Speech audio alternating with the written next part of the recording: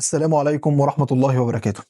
تاني فيديو من سلسلة أو كورس جي بي زون لأطباء الامتياز والتكليف. في بداية الفيديو التاني عاوز أقول لك معلومة وأقول لك وعد إن شاء الله. المعلومة النهاردة هناخد أشهر حالة ممكن تقابلك، سواء كنت بقى طبيب تكليف طبيب امتياز، الفترة دي كلها أشهر حالة هتقابلك أو في حياتك عموما هي دور البرد أو الإنفلونزا، الكومن كولد والإنفلونزا دي أشهر حالة ممكن تقابلك. والحاله دي مش هتجيلك ان المريض جاي لك وعاوزك تشخصه وعنده دور برد او لا، السؤال هيجيلك قول لي ايه الدواء المناسب اللي يقلل لي الاعراض بسرعه او يخفف لي من الدور البرد ده بسرعه، او الدواء ده ينفع لدور البرد ولا لا. فهيبقى جزء السؤال الفوكس بتاعه اكتر على هو الدواء ده ينفع لدور البرد ولا لا، او مركز اكتر على الادويه اكتر من التشخيص. هو جاي عارف ان دي ما حدش فينا مش هيكون عارف هو عنده دور برد ولا لا، هو عارف اعراض دور البرد خلاص منتشره والناس كلها عارفاها، بس هو جاي عاوز يعرف منك الدواء ده ينفع لدور البرد ولا لا. وده ان شاء الله باذن الله بناء على الوعد اللي ان شاء الله في نهايه الفيديو باذن الله انت هتكون قادر على معرفه معظم، ان شاء الله في الفيديو ده مجمع لك معظم الادويه بتاعه دور البرد او الانفلونزا اللي موجوده في السوق، معظمها ان شاء الله موجوده في الباوربوينت او موجوده في المحاضره دي. والوعد الثاني ان انت مش هتبقى بس عارف معظم الادويه اللي موجوده في السوق، لا ده انت ان شاء الله باذن الله هتقدر تقارن ما بين كل الادويه اللي موجوده في السوق وايه الدواء المناسب لكل حاله تجيلك. يعني الحاله دي جايلك بعرض معين من اعراض دور البرد، ينفع معاها دواء معين وما ينفعش معاها دواء معين. ان شاء الله ده باذن الله هتبقى عارفه في نهايه المحاضره دي، معظم الادويه اللي موجوده في السوق، هتعرف ايه اشهر دواء وانسب دواء للحاله دي، وكمان اي دواء ينزل ان شاء الله الماركت او اي دواء ينزل لمعالجه البرد او الانفلونزا ينزل جديد، ان شاء الله انت برضه هتبقى قادر تحكم عليه الدواء هل هو جامد ولا اي كلام، ويناسب مين وما يناسبش مين، من غير ما ترجع حتى للشركه المصنعه او الشركه اللي نزلت الدواء ده ان شاء الله باذن الله. لان احنا في المحاضره دي هنحاول نحط زي كونسبتس اساسيه او نحط مبادئ هتمشي عليها تعرف ازاي تفرق بين دواء برد والاخر، وايه اللي قوي هنا وايه اللي قوي هنا. ده ان شاء الله احنا هنركز عليه في المحاضره دي، فان شاء الله المحاضره دي تبقى شامله وتبقى تحطك على اول الطريق ان شاء الله باذن الله، ان اي حاله كومن كولد او انفلونزا باذن الله تقدر تشخصها وتتعامل معاها وتكتب فيها افضل دواء. خلينا نبدا ان شاء الله. احنا هنتكلم عن ايه في المحاضره دي؟ اول حاجه هنتكلم عن ايه الفرق ما بين دور البرد العادي والانفلونزا. بص المقارنه دي مش هتفيدك قوي، يعني احنا كده كده العلاج هيبقى واحد، بس المقارنه دي هناخدها لهدف واحد هقول لك عليه وانا بقول لك وانا بقارن ما بينهم. يعني احنا بس هنفرق بس ما بين الكومن كولد والانفلونزا عشان معلومه واحده ممكن اقولها لك دلوقتي واحنا حتى في المقدمه كده، ان انا عاوز اقول لك ان اعراض الانفلونزا اشد شويه من دور البرد العادي او الكومن كولد العاديه، وبالتالي يعني وانت لما تشك ان العيان ده دور انفلونزا، طبعا انت مش عاوز تفرق الانفلونزا عن الكومن كولد، انت عاوز تعرف ان هو شاكك ان دي اعراض انفلونزا اكتر، فالعلاج هيبقى اقوى شويه. انا عاوز استهدفه او استهدف المرض اللي عنده بعلاج قوي شويه بحيث ان الاعراض تروح بسرعه او تروح من عند المريض بسرعه. فدي اول حاجه ان شاء الله المقارنه بين الكومن كولد والانفلونزا. رقم 2 هنتكلم عن السيمبتومز، ايه الاعراض اللي هيجي لي اللي هعرف ان المريض عنده دور برد وانفلونزا. دي طبعا يعني معروفه لكل الناس، كله عارف ايه اعراض البرد واعراض الانفلونزا اللي هم يعتبر اعراض واحده، يعني هنفرق ما بينهم دلوقتي. ثالث حاجه الاكزامينيشن. طبعا انت هتسالني دلوقتي تقول لي هو في فحص في دور البرد؟ طبعا في فحص بس هو يعني ملوش اهميه قوي وبالكلام انت خلاص مجرد ما شفت المريض وده عنده دور برد، بس الفحص ليه ضروريات معينه برضو احنا بنتكلم في الجزئيه دي هقولها لك. رقم 4 طبعا العلاج التريتمنت بتاع الانفلونزا والكومن كولد، ده اهم جزئيه في المحاضره دي ان شاء الله، وبناء عليها هنتكلم عن اشهر الادويه ان شاء الله باذن الله. مجمع لك كل الادويه بتاعه دور البرد موجوده في الباوربوينت او موجوده في المحاضره هنا، يعني حرفيا اي دواء انت عدى عليك في دور البرد انت هتشوفه دلوقتي. وخلال بقى المسيره دي كلها هدي شويه تيبس وشويه تريكس ان شاء الله هنتكلم عنها في وسط الشرح كده، حاجات مهمه جدا هتفرق معاك وهتخليك واثق اكتر في نفسك وهتبقى عارف شغل السوق عامل ازاي. فده ان شاء الله المواضيع اللي هنتكلم فيها في المحاضره دي. نبدا في المقارنه ما بين الكومن كولد والانفلونزا. ايه الفرق ما بين دور البرد العادي ودور الانفلونزا؟ اولا كده نظريا بقى كلام العلم، الفرق بين الكومن كولد ده بيعمله فيروس اسمه راينو فيروس، والانفلونزا بيعملها مجموعه فيروس اسمها البارا انفلونزا فيروس. مش هتهمني قوي المعلومه دي، هي معلومه طبعا نظري شويه ان ده فيروس وده فيروس، تمام، بس ممكن نطلع منها برضو بهنت كده بسرعه ان ده فيروس، انا ما قلتش بكتيريا، وبالتالي ما فيش اي رول للانتي بيوتيك في علاج الدور برد. يعني انا قلت لك فيروس وما قلتش مثلا راينو فيروس واحتمال ممكن بكتيريا معينه تعمل اعراض، لا ما فيش، هو فيروس اللي بيعمله، وبالتالي ما عنديش اي دور للمضاد الحيوي في الموضوع. انا بتكلم دلوقتي على فيروسات، ما بتكلمش على بكتيريا، وبالتالي ما تقوليش بقى مضاد حيوي وحقنه ثلاثيه زي ما هنتكلم دلوقتي. تاني حاجه هي ان اعراض الكومن كولد او دور البرد العادي بتبقى ريجونال، واعراض الانفلونزا سيستميك. طب يعني ايه الكلام ده؟ يعني اعراض الكومن كولد دور البرد بتبقى ريجونال، بتبقى متركزه في منطقه الفم والانف ومنطقه الحلق، يعني الحته اللي في الوش دي الاعراض كلها مركزه في الحته دي. عكس الانفلونزا الاعراض بتاعتها تبقى سيستميك في الجسم كله. وده هنعرف ازاي؟ يعني لما تلاقي المريض جاي لك بيشتكي لك من اعراض في جسمه كله، يعني جسمه همدان زي ما هنعرف دلوقتي، يبقى دي رايحه ناحيه انفلونزا اكتر من دور البرد العادي او الكومن كولد العاديه، لان ديت بتبقى مركزه اكتر في منطقه الانف والفم والحلق. تعال نقول الاعراض ونرجع نكمل المقارنه هيبقى افضل يعني. فاعراض الكومن كولد قلنا ان هي تبقى ريجونال، يعني بتبقى مركزه اكتر في منطقه الانف والفم والحلق. تبدا باول حاجه السور ثروت، يعني السور ثروت اللي هو التهاب في الحلق. المريض يقول لك انا عندي حلق زوري وجعني، يجي لك كده بوجع والتهاب في الزور. حاجه اسمها الراني نوز او الراينوريا، رشح. البلوج نوز يقول لك مناخيري مسدوده او انفي مسدوده. سنيزنج اللي هو العطس، بيعطس. وفي دور البرد العادي او في دور البرد عموما، يعني سواء الكومن كولد والانفلونزا، الكحه اكتر حاجه تبقى دراي كف، كحه من غير بلغم. ممكن يحصل برودكتيف كاف في دور الكومن كولد، ممكن الكحه الناشفه دي تقلب ببرودكتيف كاف فيما بعد، بس الاساس اللي هتتعامل معاه هي دراي كاف. في الاخر هنقول لك الادويه ونقول لك ازاي نعالج ده ونعالج ده. تمام. طب ايه السهم اللي رايح من الكومن كولد على الانفلونزا؟ بيقول لك ان انا قلت لك ان اعراض الكومن كولد ريجونال، يعني مركزه في المنطقه دي، بس ما يمنعش برضو يبقى معاه حبه اعراض من الانفلونزا. بس الاساس، وده نادرا، بس الاساس هي الاعراض اللي موجوده في المنطقه الريجونال ديت، المنطقه اللي احنا اتكلمنا عنها. اما الانفلونزا هي اعراض سيستميك. اول حاجه يجي لك بفيفر، حراره اكتر من 38 ونص، اللي هي هاي جريد فيفر اعلى من 38 ونص. سيفير ايكس، المريض يجي لك كده حرفيا عظمي بيوجعني، اللي احنا بقى تلاقي بقى في السوق بقى كلام السوق يقول لك ده عنده برد في عظمه. برد في عظمه يعني هو قصده بالام العظام اللي تبقى مصاحبه لدور الانفلونزا. دي كده عندنا مصطلح منتشر جدا، اكيد سمعته قبل كده، يقول لك انا عنده برد في العظم. مفيش حاجه اسمها برد في العظم، بس هم فسروا بس عشان حته وجع العظم اللي بيبقى موجود في الانفلونزا ب برد بالعظم، عشان هو يعني مرتبط بالانفلونزا وكده. بيبقى عنده سيفير فاتيج، ارهاق شديد وهمدان شديد جدا في الجسم. بيكون فيه هيدك، صداع. ممكن يبقى فيه شيلز يعني حبه رعشه شويه. وطبعا دراي كاف زي ما قلنا. وفي سهم رايح من الانفلونزا للكومن كولد. ده معناها ايه؟ معناه ان ما يمنعش برضو ان دور الانفلونزا يبقى معاه برضو حبه سوسرو، راني نوز، راينوريا، سنيزنج عادي. بس الاساس هي هتلاقي ان المريض حرفيا بيشتكي من اعراض سيستميك، اعراض في جسمه كلها، جسمه كله متاثر بالحاله. طبعا دور الانفلونزا بيبقى اشد من دور الكومن كولد، فدايما تلاقي لما تلاقي اعراض شديده شويه واخده الجسم كله، اعرف ده دور الانفلونزا. هيفرق في العلاج؟ مش هيفرق، الاثنين علاجهم واحد. بس في الانفلونزا هحاول انقي علاج اقوى شويه، زي ما هنعرف ازاي بنفرق الادويه من بعض. هقول لك ان في ادويه قويه جدا، ابدا بالادويه دي في دور الانفلونزا. ليه؟ انت عاوز تجيب من الاخر يعني حرفيا، لان الدور بيبقى شديد شويه. مقارنه ما بين الكومن كولد والانفلونزا. قلنا وصلنا ان دي اعراض الكومن كولد او دور البرد العادي بتبقى ريجونال، واعراض الانفلونزا بتبقى سيستميك. دور البرد بيستارت جراديوال، يعني ايه؟ يعني المريض لما ياخد العدوى من حد، خد اتعدى من حد من دور البرد دوت، الاعراض تبدا في اليوم الثالث والرابع. المريض الاعراض المعظمه اللي احنا قلناها بتاعت دور البرد العادي تبقى شديده قوي في اليوم الثالث والرابع. اليوم الاول والثاني يعني حاجه بسيطه، يعني هو بيبقى عارف اللي هو ايه، بيبقى عارف ان هو داخل على دور برد. بس امتى هيبدا يشتكي حرفيا ويبقى محتاج علاج؟ في اليوم الثالث والرابع. فالكيرف بيعلى، البيك بيوصل في اليوم الثالث والرابع، وبعد كده ينزل بالتدريج برده. ويعني حرفيا هو لو ما خدش دواء هيخف لوحده. بس طبعا بيبقى ايه، لو واحد بقى مرتبط بشغله او كده فعاوز حاجه تخلص الاعراض دي بسرعه. تمام. فهي بتستارت جرادوال، يعني بتبدا الاعراض بالتدريج، البيك بيوصل في اليوم الثالث والرابع وبعد كده بيقل. اما الانفلونزا ويزن اورز، يعني خلال ساعات من ان هو ياخد العدوى من حد بيبدا الاعراض بتاعته، والاعراض بتبقى شديده شويه، همدان بقى وتكسير في الجسم زي ما قلنا.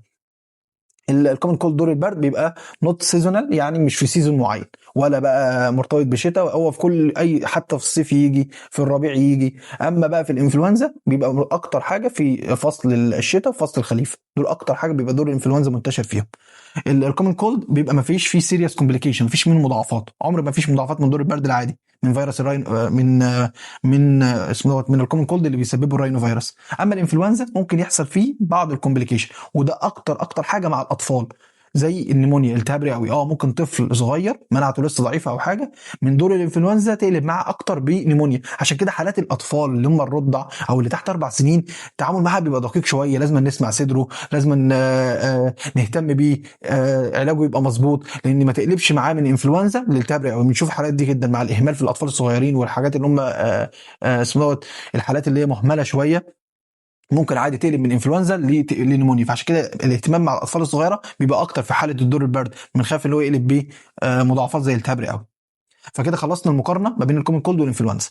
نلخص الدنيا كلها ان انا عاوزك بس تعرف بس معلومه ان الانفلونزا اعراضها اشد شويه من الايه، من دور البرد العادي. فانت وانت بتكتب دواء لو انت حسيت ان دي انفلونزا اكتر منها دور برد مش هيفرق، هو العلاج واحد، بس ابدا معاه من اعلى جرعات، ابدا معاه من اقوى الادويه علشان تخلص الدنيا اسرع، وحتى تاخد سمعه حلوه. يعني الناس يقول لك ده اداني علاج جاب من الاخر.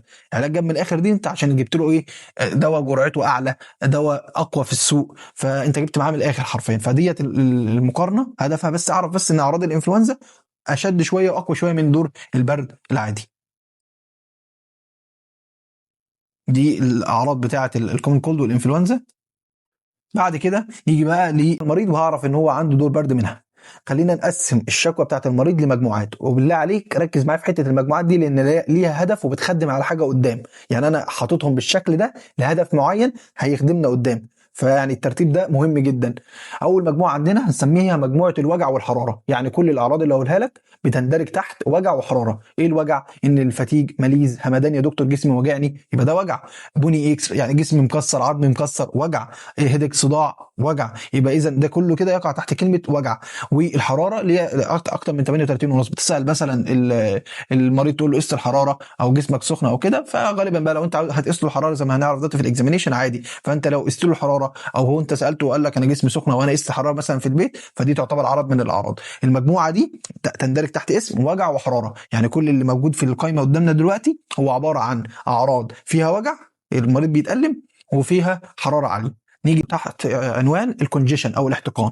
الكونجيشن دوت معاه كل الاعراض اللي جايه ديت تندرج تحت ايه، تحت اعراض الاحتقان، اللي هو زي السور ثروت وجع في الحلق، والراينوريا الرشح، والسنيزنج العطس، والبلوج نوز اللي هو مناخيري مسدوده. كل الاعراض دي تندرج تحت الاحتقان. تمام، دي المجموعه رقم 2. ركز معايا في المجموعات، انا التقسيمه دي هدفها هتخدم على حاجه قدام، هتخدم علينا قدام، فلازم نبقى عارفينها بالتقسيمه دي. المجموعه رقم 3 هي الكف، هي الكحه، وقلنا نوعين، يا اما دراي كف كحه ناشفه وده الاغلب اللي هتتعامل معاه. ممكن يبقى في برودكتيف كف بس ده مش كتير، الاساس في دور البرد هو الدراي كف. يبقى كده احنا عندنا 3 مجموعات، مجموعه تندرج تحت وجع بين وفيفر، ومجموعه تندرج تحت الكونجيشن او الاحتقان، ومجموعه ثالثه بتندرج تحت الكف. يبقى دي 3 مجموعات، هي دي كل اعراض دور البرد اللي هتجيلك. تمام، ومتقسمه بالمجموعات دي لانها هتخدم معانا في حاجه قدام ان شاء الله.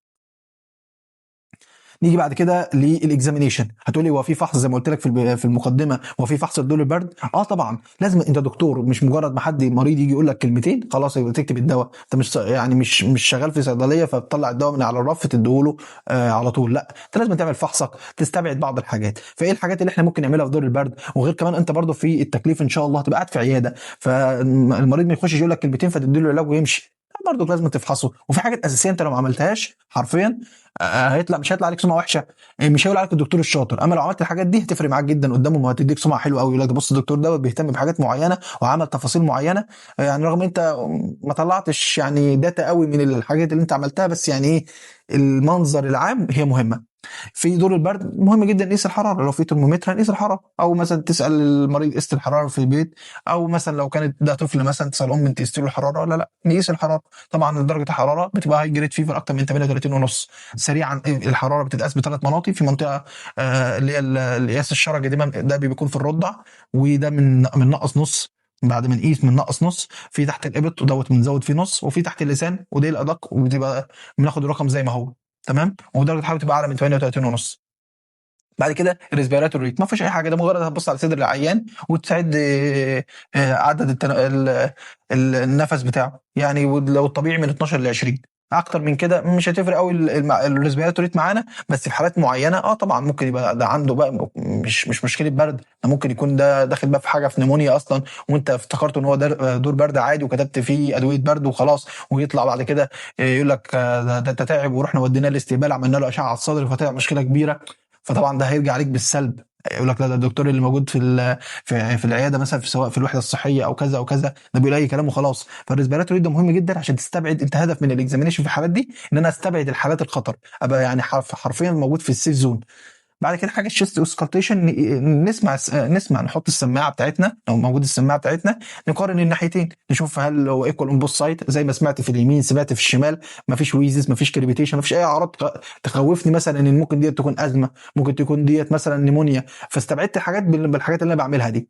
رابع حاجه ودي اهم حاجه، بص على الاطلاق حرفيا، لو ما عملتهاش انت كانك ما كشفتش على العيان. شوف زور العيان، وبالذات لو طفل صغير لازم أن تشوف زور العيان، حاجه اساسيه بالخشبه. نزل اللسان لتحت، كشاف تليفونك، معاك كشاف او كشاف تليفونك، وتبص على زوره. لو ما عملتش الخطوه دي حرفيا يعتبرك ما كشفتش، لو انت قاعد في وحده صحيه او كده. حاجه اساسيه انك لازم تشوف زور العيان. غير كمان ان هي عشان يعتبروك ان انت كشفت وكده، هي مهمه معانا في حاجه تانية، ان احنا ممكن نلاقي مع دور البرد نلاقي حمل نلاقي احمرار، يعني نلاقي في كونجيشن، في احتقان في منطقه الفاركس ومنطقه والتونسل، فنلاقي المنطقه دي حمراء. ده عادي مقبول مع دور البرد.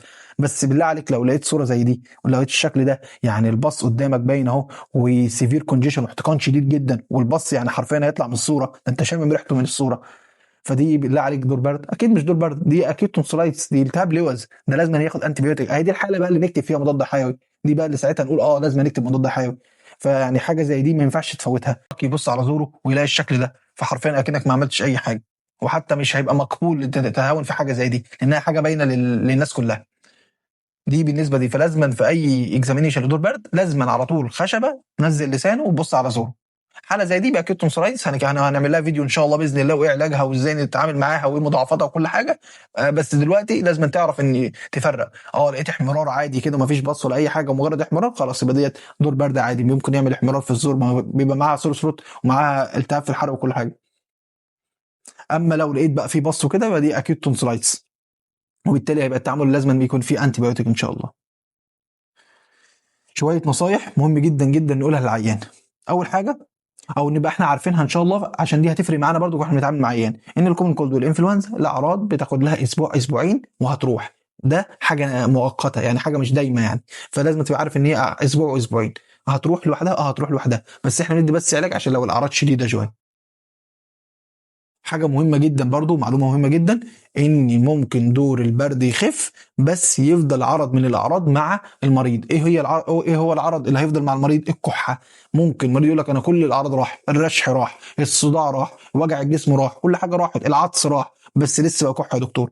لازم يبقى عندك معلومة ان الكحة ممكن تستمر لفترة اطول، ممكن تصل لاسبوع لاسبوعين، وخصوصا في الاطفال. اكتر حاجه بتحصل معاها الاطفال، بعد دور البرد يقعد الطفل يكح لمده اسبوعين. دي حاجه اسمها بوست فايرال كف، حاجه طبيعيه عادي بتحصل بعد دور البرد، ودي بنعالجها عادي، هنمشي على دواء الكحه ما فيش اي حاجه. بس ليه المعلومه دي؟ عشان انت ذات نفسك تبقى عارف ان هو ممكن يرجع لك يقول لك الكحه لسه مستمره معايا، او انت تنبهه بالحكايه دي. هنقول له احنا ممكن بعد ما نخف من دور البرد نمشي شويه على دواء الكحه، عشان ممكن يفضل معانا اعراض او عرض الكحه يفضل معانا شويه، بتقعد من اسبوع لاسبوعين، حاجه اسمها بوست فايرال كف. فدي معلومه مهمه جدا هتفرق معانا واحنا بنتعامل مع المريض. نيجي بقى للعلاج. هنبدا العلاج. اولا طبعا كان عندنا امتحان مهم جدا واحنا في الكليه، حاجه اسمها كوميونيكيشن سكيلز. ودور البرد ده اكتر مرض هتطبق فيه الكوميونيكيشن سكيلز. لازم تتكلم مع المريض، هتتكلم معاه وحبه نصايح عامه، لان في حاجات منتشره جدا او معلومات مغلوطه منتشره جدا عن دور البرد والانفلونزا، هنحاول نصلحها واحنا بنكتب العلاج. يعني انت بتكتب العلاج كده انت بتتكلم بتدردش مع المريض وتقول له بعض النصايح. اول حاجه نقول له ان المريض ان دور البرد ده حاجه بسيطه ومؤقته، هيروح لوحده حتى لو ما خدناش ادويه، بس احنا هناخد ادويه عشان نسرع من الشفاء ان شاء الله. رقم اتنين هتقول له تنصحه الراحه في البيت لمده يومين. ده طبعا مش هيناسب كله، طبعا لو راجل شغال فطبعا مش هيناسبه اللي هو يقعد في البيت يومين. ده يناسب مين بقى؟ لو طفل ما يروحش المدرسه اليومين دول. لو كانت مثلا عادي ممكن تقعد يومين في البيت. فاما الاب اللي بيشتغل مش هيبقى صعب معاه قوي، تمام. بس لازم تنصحه تقول له تحاول بقدر الامكان راحه لمده يومين في البيت. رقم ثلاثة، ودي حرفيا انا بقى انا مع نفسي انا بتعامل مع دور البرد، هو برقم ثلاثة دي. رقم ثلاثة دي اهم حاجه، لازم تنصحه اشرب مشروبات دافيه كتير. دي حرفيا اهم حاجه والله، ودي يعني لوحدها ممكن تخليه يخف من دور البرد، ولا محتاجين ادويه ولا اي حاجه من اللي احنا نقوله. يعني شوف المحاضره اللي جايه دي كلها وهي ممكن تخف برقم ثلاثة. من اقوى الحاجات مشروبات دافيه كتير، ينسون بقى، ليمون دافي، كل ده لازم اشرب مشروبات دافيه كتير كتير جدا. فدي اهم نصيحه تقولها له، راحه واشرب مشروبات دافيه. رقم 4، ودي يعني تركية مهمة جدا، بتبقى يعني بتفرق جدا مع المريض، ان انت تنصحه ان هو لو حاسس ان مناخيره مسدوده والدنيا حرفيا يعني الحته بتاعه الانف والفم دي متكعبله خالص ومسدوده ومش طايق نفسه، قول له هتجيب ميه سخنه وتستنشق البخار بتاعها، تعمل جلسه بخار. يعني ما فيش طبعا الجهاز النبلايزر، لو كان موجود عنده يبقى يا ريت تقول له عندك جهاز النبلايزر اعمل جلسه حتى من باتنين ونص صلايه، ما تحطش عليه اي حاجه ولا بالميكورد ولا اي حاجه تانية، لا انت هاته بس الجلسه دي واستنشق بس بخار. ممكن تعملها لو ما عندوش جهاز النبلايزر في البيت، هيجيب اللي هو اسمه دوت ميه سخنه ويستنشق البخار، يحط كده فوطه فوق راسه ويستنشق البخار، بتفرق جدا جدا جدا وهتريحه جدا وهيشكرك قوي عليها. فدي مهم نصيحه تقولها لهم يعني. رقم 5، ودي مهمة جدا جدا جدا، هو هيسألك، يعني انت مش هتقولها له، هو هيسألك يقول لك يا دكتور واحد زميلي في الشغل او جارنا او مش عارف مين قال لنا ان في حقنة 3 في 1 بتجيب من الاخر. هي لازم طبعا هتجيب من الاخر، هي هتجيب من الاخر ليه؟ طبعا لانها اصلا هي مكوناتها 3 ادويه عباره عن انتي بايوتيك برود سبيكترم زي السيفوتاكس، وفي فولتارين مسكن قوي، وديكساميثازون كورتيزون. يعني انت حرفيا جبت مضاد حيوي قوي، مش عارف ايه دور مضاد حيوي في الموضوع، الفولتارين مسكن فهيسكنه طبعا، فالالام اللي عندي كلها هتروح والمسكن هيشتغل، وبالتالي ايه عشان كده كل الناس بتحب الحقنه الثلاثيه، ما هو يا ابني ما انت خدت مسكن، ما انت لازم الالام اللي عندك هتروح، بس انت ما خفتش من دور البرد. تمام. والديكساميثازون يعني انت حرفيا دور البرد ده عباره اصلا معظم الاعراض اللي احنا شفناها دي هي اعراض ناتجه عن ان جهاز المناعه شغال، فانت ديكساميثازون حرفيا انت عملت سويتش اوف، انت طفيت جهاز المناعه، فيعني حرفيا ايه انت جبت من الاخر. طبعا يعني احنا ممكن نعمل حلقه كامله اصلا عن الحقنه الثلاثيه واضرارها وكل حاجه، من بقى من انتي بايوتيك ريزيستنس ومقاومه مقاومه للمضادات الحيويه، وديكساميثازون واخطاره وان هو بيرفع الضغط والحاجات دي كلها. فطبعا هيسالك يقول لك اخد حقنه، تقول له طبعا لا، وانا ان شاء الله هكتب لك العلاج اللي انا هكتبه لك دوت هيجيب معاك من الاخر، وان شاء الله هو يوم اقصاها يوم يومين مع الحاجات التبس اللي انا قلتها لك او النصائح اللي انا قلتها لك دي، الدنيا هتروق خالص، مش محتاج تاخد اي حقنه ثلاثيه. رقم 6، علاج اعراض دور البرد بتبقى اعراض سيبتوماتيك. يعني ايه سيبتوماتيك؟ يعني احنا هنا ده مش مرض مثلا حاجه بايظه في الجسم فاحنا هندي دواء يصلح الحاجه البايظه، لا، هو العرض الفلاني بيتعالج بدواء فلاني معمول عشان العرض الفلاني اللي احنا قلنا عليه، فالاعراض بيبقى سيبتوماتيك، بنعالج اعراض. في دور البرد احنا بنعالج اعراض. عشان كده بقى فاكر التقسيم اللي انا قسمتهم لك؟ قسمت 3 مجموعات، فاكر؟ قلت لك مجموعه وجع وحراره، ومجموعه كونشيجن احتقان، ومجموعه رقم 3 اللي هي مجموعه القف. فاحنا كده عشان كده قسمناهم قدام، ان احنا حرفيا هنعالج دلوقتي اعراض. ان في عندنا مجموعه الوجع والحراره اللي هي الفاتيج والماليز والبونيكس والهيدكس والفيفرز والحاجات دي كلها، دي مجموعه كده تندرج تحت ان عين جاي يشتكي لك من وجع وحراره. علاجها هيكون ايه؟ فاكر كان كلمه المسكنات اللي البين كيلرز، يقول لك ده المسكن ده بيشتغل كانالجيسيك وانتي بايوريتكس، وانا عاوز اكتر حاجه، عاوز حاجه ثانيه غير كده؟ ما هو انالجيسيكس يعني مسكن، يعني هيلغي لي كلمه الوجع، يعني هيعالج لي الوجع، وانتي بايوريتكس يعني حراره عاليه يعني هينزل لي الحراره. فبالتالي المسكنات هي اللي هتقوم بدورها، هي اللي هتعالج لي اول مجموعه من الاعراض. شوف احنا قسمنا الاعراض ليه؟ قسمناهم مجموعات عشان كل مجموعه هيشتغل عليها ماده فعاله معينه. فالمسكنات هتشتغل لي على بدورها كانالجيسك هتعالج الوجع، وانتي بايوريتكس هتعالج الحراره. تمام. طب مين هم المسكنات اللي هنديهم في دور البرد؟ عندي نوعين او عيلتين في المسكنات، لا اما الباراسيتامول، والباراسيتامول ده الاكثر امانا واللي هينفعني بقى في الاطفال وهينفعني مع الحامل وكل حاجه. الباراسيتامول امن بس ضعيف، يعني مش مقارنه بالتاني اللي هو النون ستيرويدال انتي انفلاماتوري دراج زي البروفين، لا هو الاقوى طبعا، بس مش هينفع مع كل الناس. يعني الناس اللي عندها قرحه في المعده مش هينفع نديهم نون ستيرويدال او حاجه عليها بروفين. تمام. فالباراسيتامول امن بس مش اقوى زي، مش قوي زي البروفين. البروفين اقوى. يبقى اذا كده عندنا اول مجموعه اللي هي مجموعه الوجع والحراره هيعالجها مادتين فعاليتين، اما الباراسيتامول والبروفين. تمام. دي اول مجموعه خلصناها. نيجي لمجموعه رقم 2، مجموعه الكونجيشن او الاحتقان، اللي هي السور ثروت والراينوريا وسنيزنج والبلوج نوز اللي هي مناخيري مسدوده. دي هيعالجها حاجه اسمها دي كونجستد، مزيل للاحتقان. ما هو دي كونجيشن يعني احتقان، يعني في فاز دايلاتيشن للاوعيه فبتبدا ترشح، فتبدا يعمل لي بقى اللي هي الرشح اللي عنده والعطس والحاجات دي كلها. فاحنا هنعالجها بحاجه تعمل فاز كونستريكشن للاوعيه الدمويه دي فتقلل من الاحتقان. مين هم بقى الدي كونجستد اللي هنشتغل عليهم؟ اول حاجه هو ده حرفيا عريس الليله، يعني ده اهم واحد هنقوله في المحاضره وهنكرره كتير كتير جدا، يعني هو ماده السودو ابيدرين. السودو ابيدرين او السودو افيدرين دي بتعمل فازو كونستريكشن للاوعيه الدمويه وبالتالي تقلل لي من الاحتقان. بس معنى كلمه ان هي بتعمل فازو كونستريكشن انها هترفع لي الضغط. اعرف بقى ان السودو افيدرين دي ممنوعه في 3 مجموعات او 3 كاتيجوريز معينين كده من الناس، ممنوع ان احنا نستخدم فيهم السودو افيدرين. اول حاجه الناس اللي هم عندهم هايبرتنشن، ضغط، الناس اللي هم ضغطهم عالي وبياخدوا ادويه ضغط مش هنديهم حاجه فيها سودو افيدرين. البريجننسي، الست الحامل مش هينفع نديها سودو افيدرين. الاطفال تحت 6 سنين، في ناس يقول لك تحت 4 سنين، احنا هنقول تحت 6 سنين، يعني تحت 6 سنين مش هينفع معاهم السودو افيدرين. تمام. فده كده ماده السودو افيدرين مهمه جدا، دي من اهم المواد الفعاله اللي هنشتغل عليها في كل الادويه اللي جايه، اللي هي الانتي هيستامين. الانتي هيستامين طبعا في منها فيرست جنريشن وسكند جنريشن. الفيرست جنريشن اللي هو بيبقى اقوى وافضل بس مشكلته ان بينيم. السكند جنريشن اضعف شويه من الفيرست جنريشن بس مش بينيم.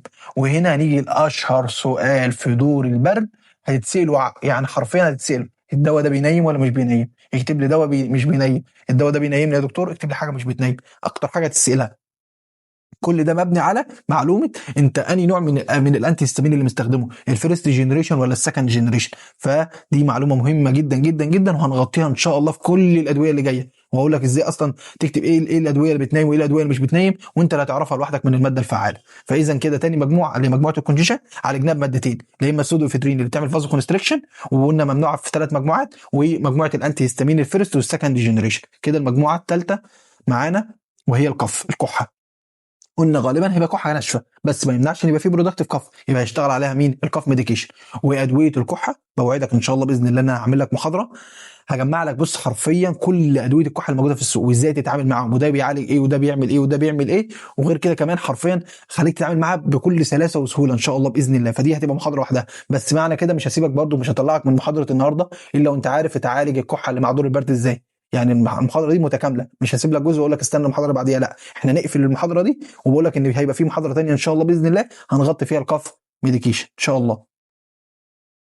الكاف ميديكيشن عندنا مين؟ عندنا انتي تصف وعندنا الميوكوليتكس اللي هم مذيب للبلغم وطارد للبلغم وادويه اللي بتعمل انهبيشن للكاف سنتر والحاجات دي كلها. عارف بقى انت الانتي هيستامين اللي هم الفيرست جنريشن، المواد دي قادره انها تعدي البلاد بين بارير وتعمل انهبيشن للكاف سنتر، فهي ذات نفسها رغم ان وهي بتشتغل كدي كونجستد بتعالج الكونجيشن او الاحتقان، هي بتشتغل برضو على الكف. يعني الانتي هيستامين شغال بحاجتين بس.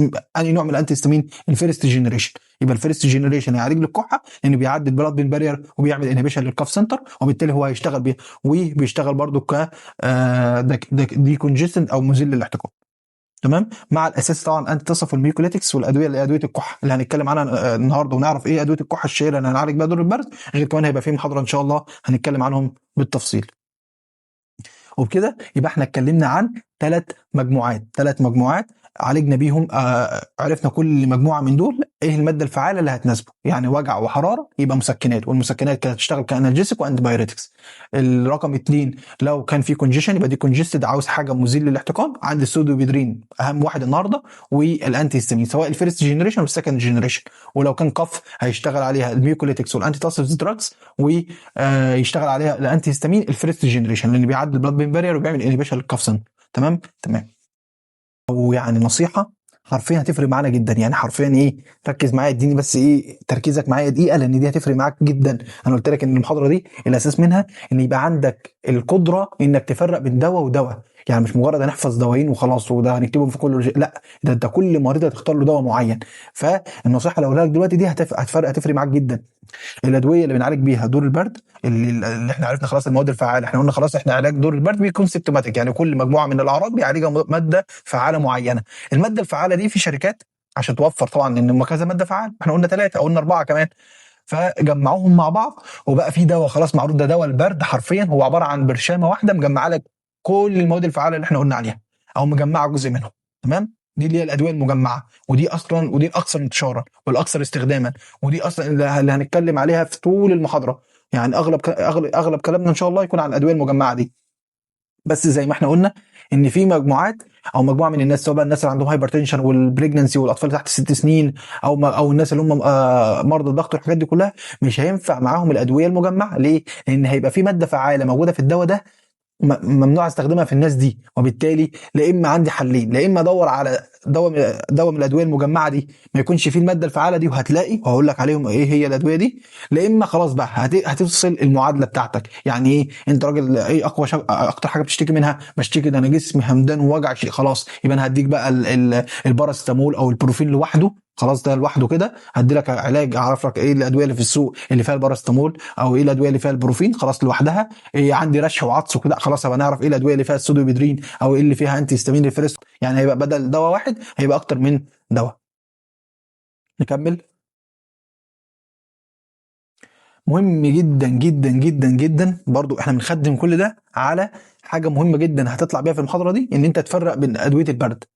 فيعني خلاص احنا عرفنا اول حاجه ان في عندنا ادويه مجمعه وادويه منفصله، وعرفنا دي هنحتاجها امتى ودي هنحتاجها امتى، وهنتعرف عليهم كلهم. تاني حاجه لازم تعرف، هتلاقي كل دواء البرد يقول لك ده في دواء برد بيتكتب 3 مرات في اليوم، ودواء برد يقول لك لا ده مرتين في اليوم، وفي دواء برد تاخد برشامتين لمده 4 مرات 4 مرات في اليوم، يعني توصل ل8 برشامات عادي ما فيش مشكله. يعني شوف، وفي دواء تاخده 3 مرات في اليوم برشامتين مره واحده، يعني 6 برشامات في اليوم. طب ايه ليه ناس يكتبوا دوت مره 3 مرات ودوت 4 مرات، وده مره برشامتين وده برشامه واحده؟ لا، لان هم عارفين الماكسيمم دوز بتاع كل ماده فعاله. فانت اي ماده فعاله من اللي احنا قلناهم ورا دول لازم تعرف ايه الجرعه اللي حرفيا هتيجي عندها وتقف. خلاص انا مش هينفع ازود عن كده، هزود عن كده يبقى هاخد السايد افكت بتاع الماده الفعاله دي. خلاص يبقى انت كده مش بتفيد بقى، انت كده هتاخد الافاده وهتاخد الضرر بتاعها. فانت خلاص كل ماده لازم تعرف فيها الماكسيمم دوز. هم حوالي 7 مواد هنتكلم عنهم، مهمين جدا جدا جدا، وفي حاجات اساسيه قوي لازم تبقى عارفها.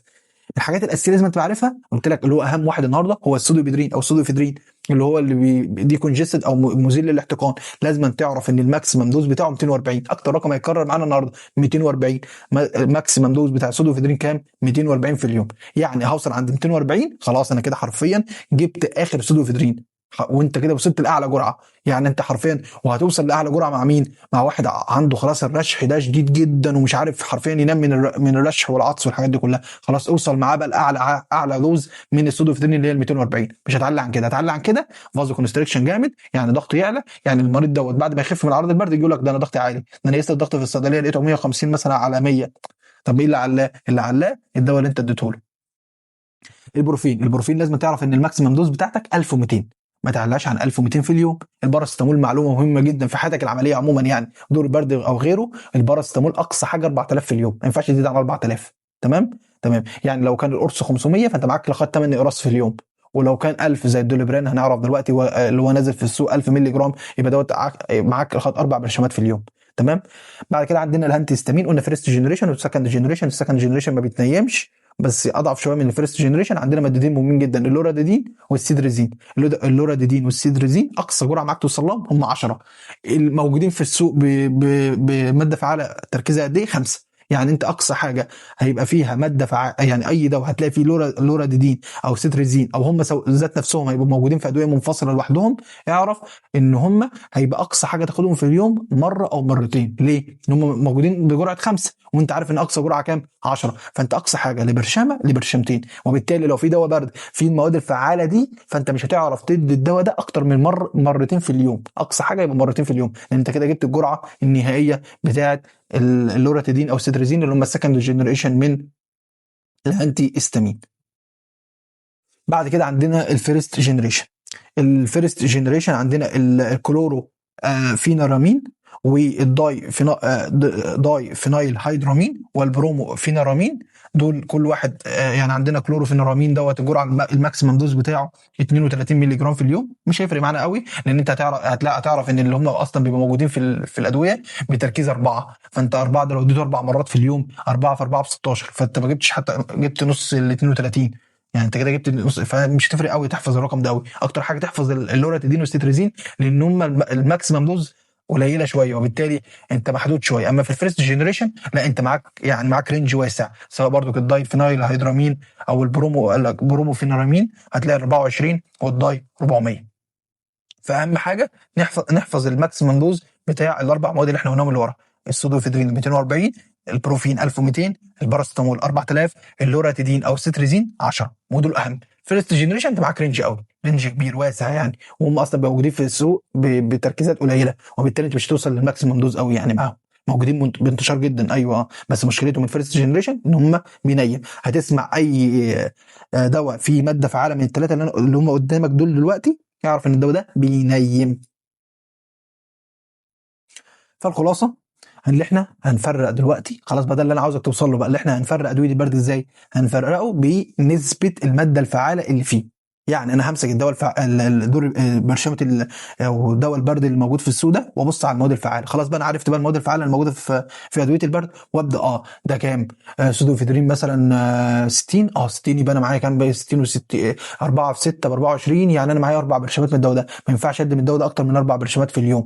ليه؟ لان انا اقصى حاجه عندي من السودوفيدرين 240. ده في مثلا انتي هيستامين فيرست جنريشن، الدواء ده حلو بس مشكلته بينيم. هتعرف العيان ان الدواء ده بينيم، خده بالليل، ما تاخدوش وانت رايح الشغل الصبح. الدواء ده مثلا في سكند، هتقول له لا الدواء ده على ضمانتي ما بينيمش لان ما فيهوش فيرست جنريشن. الدواء ده مش عارف فيه بروفين ما فيهوش باراستامول، فالدواء دوت لو انت هتاخده عشان الوجع فهيجيب معاك من الاخر، لان فيه بروفين اقوى من الباراستامول وبجرعه عاليه. لا الدواء دوت فيه مسكن باراستامول ونسبه قليله، او جرعته قليله، او نسبته قليله، تركيزه قليل يعني. اعرف ان الدواء دوت مش هيعالج الوجع والالم اللي عند المريض. يعني لو المريض جالك مثلا بيشتكي من وجع او وان جسمه همدان وحاجه، واديته حاجه فيها باراستامول، انت اولا كده انت اديته مسكن ضعيف، بل وكمان اديته دواء فيه باراستامول بتركيز قليل. انت خلاص حرفيا تاني يوم او تالت يوم عمره ما هيخف من الوجع. لا مش هيخف، يعني الوجع هيفضل زايد عنده. يعني ممكن يتعالج من الرشح والحاجات دي، بس يقول لك لسه الوجع مستمر عنده. هنا ساعتها بقى يلجأ يروح ياخد الحقنه الثلاثيه. ما انت هو مشي مع سمع كلامك وخد الدواء بتاعك وما جابش معاه نتيجه. فعشان كده لازما تنقي دواء البرد بعنايه. ولو نقيته زي ما هنقول لك دلوقتي حرفيا انت هتجيب من الاخر مع كل مريض، وكل مريض هيبقى بيناسبه حاجه معينه. فكل دواء من الادويه اللي احنا هنتكلم عنها دلوقتي عاوزين نعرف جرعه كل ماده فعاله موجود فيه. مش هنحفظهم، بس احنا خلاص بقى احنا بعد ما انت هيبقى عندك خلاص الكونسبت او عندك القدره ان انا امسك اي دواء ابص على المواد الفعاله ده تركيز كام كام كام، ده ينفع لمين وما ينفعش لمين. ده يعالج لي المجموعه الاولى بتاعه الوجع والحراره بس ما يعالجش ما يعالجليش المجموعه الثانيه اللي هي الكونجيشن والاحتقان. ده يعالج مثلا الكونجيشن بس ما يعالجش الوجع قوي. فلازم تعرف جرعه كل ماده فعاله. وكده كده اصلا وانا ماشي على الادويه ان شاء الله هقول لك ان الدواء ده بيجيب من الاخر، ده جامد. فخلاص تحفظه وتحفظ الادويه الجامده يعني اللي تنفع مع كل مجموعه من الناس. خلاص تمام. الحاجات التانية انت ذات نفسك عندك الكونسبت وعندك القدره على التفكير، انت تعرف تفرق ده بيناسب مين وما يناسبش مين. تمام. بس احنا ان شاء الله في المحاضره هنا هنعدي على كل ادويه البرد الموجوده في السوق. تاني حاجه تبص على الدواء، لازم تشوف هو فيه انتي هيستامين ولا لا. ولو في انتي هيستامين هو فيرست جنريشن ولا سكند جنريشن. بناء عليه هترد على سؤال هو الدواء ده بينيم ولا مش بينيم. تاني حاجه هاخده كام مره في اليوم. طبعا هنعرفها ازاي؟ حفظنا الماكسيمم دوز بتاع كل ماده فعاله، وعرفنا ان انا خلاص معايا مثلا من السودوفيدرين 240، خلاص مش اقصى حاجه هدي لو هو جرعه، لو التركيز اللي موجود في الدواء 60 يبقى معايا كام؟ 4 مرات. لو 120 يبقى معايا مرتين. مش هينفع اخد الدواء ده اكتر من مرتين، هاخد السايد افكت بتاع الماده الفعاله دي. غير كده بعض الشركات بقى عشان يعلوا على بعض، كل شركه ممكن تضيف حاجه اضافيه هنعرفها على الدواء بتاع البرد. ممكن تجيب اضافات او في معلومه مثلا معينه على دواء من الادويه هنقولها ان شاء الله واحنا ماشيين. فيلا بينا ان شاء الله نبدا بادويه اللي موجوده في السوق. نبدا باول واحد معانا وهو حرفيا ممكن نسميه، ما نسموش دواء البرد، نسميه دواء النوم. كونجستال. اكيد يعني حرفيا انت خدته وسمعت عنه وشفته وكتبته وكل حاجه. تعال بقى نبص بقى، انا عاوزك بقى تبص للكونجستال دلوقتي بناء على كل المعلومات اللي احنا قلناها قبل كده، وازاي بنفرق، وايه المواد الفعاله الموجوده في ادويه البرد، وايه الماكسيمم دوز. وتبص هتلاقي نظرتك حرفيا اختلفت لدواء البرد. يعني نمسك الكونجستال دلوقتي. ايه يا كونجستال؟ ايه المسكن اللي فيك؟ يقول لك انا باراستامول. فانا عارف ان باراستامول يعني مسكن ضعيف، يعني اقل شويه من البروفين. طب جرعه باراستامول قد ايه؟ 650. ماشي خلاص تمام، جرعه مقبوله الى حد ما. بس استنى برضو ما تحكمش. بص على السودوبيدرين لقينا كام؟ 60. 60 يعني انا الدواء ده ممكن اوصل معاه لغايه 4 مرات في اليوم. اقصى حاجه 4 مرات في اليوم. هتلاقي مكتوبه 1 في 4. واحد ده اللي هو عدد الاقراص، 4 يعني عدد 4 مرات في اليوم. ليه مش هدي اكتر من 4؟ او المريض مثلا ياخد برشامتين كل مره، لان انت اقصى جرعه عندك من السودوبيدرين كام؟ 240. فانا خلاص انا اقصى حاجه هدي في اليوم 4 برشامات من الكونجستال.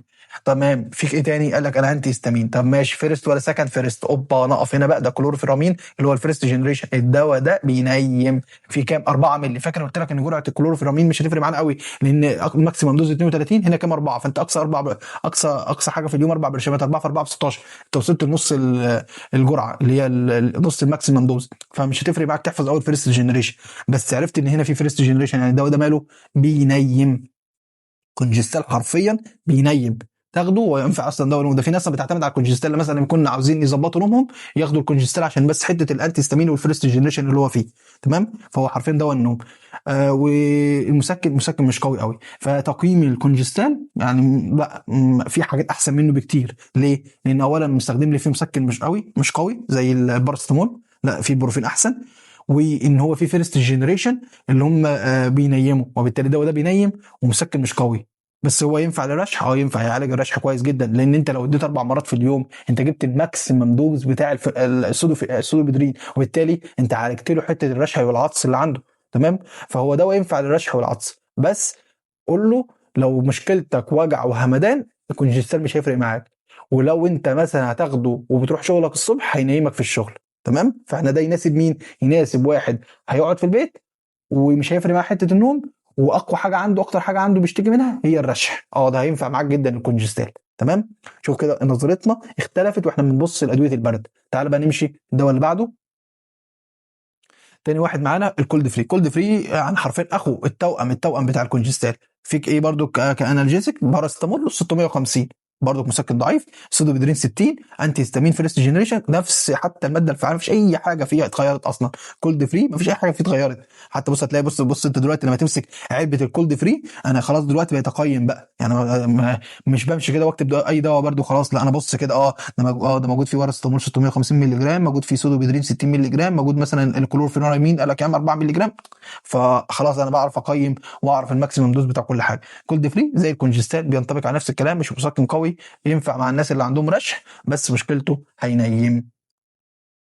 نيجي بقى للانتي فلو. الانتي فلو ده دواء حرفيا جامد جامد، واكتبه في معظم الحالات. ليه بقى؟ تعال نقيمه. تعال نمسك الانتي فلو كده نعمل له تقييم. اول حاجه فيك ايه كمسكن؟ موجود فيه بروفين. بي كابيتال اختصار بروفين، بي سمول باراستامول، هنا بروفين. تمام. بجرعه كام؟ 200. ماشي، جرعه معقوله شويه. يبقى في مسكن. يبقى اول حاجه اداها لي البرشامه دي، الدواء دوت اللي هو الانتي فلو، اداني ان في مسكن قوي، يعني هينفع مع الواحد اللي جاي لي بيشتكي لي من همدان. تمام. السودوبيدرين 60. تمام. فانا ممكن اديه لغايه 4 مرات في اليوم وهبقى جبت ال 240، يعني جبت الماكسيمم دوز، يعني كده حرفيا هيعالج لي حته الرشح دي جامد جدا. انتي هيستامين فيرست تمام اهو فيرست جنريشن. هتقول عليا تقول لي طب ما هو بينيم اهو، ما هو في فيرست جنريشن و3 مللي جرام، انت عشان قللت له جرعه شويه؟ لا، اقول لك استنى بقى. بص بقى الشركه ضافت عليه ايه؟ ضافت عليه كافيين علشان حاجتين.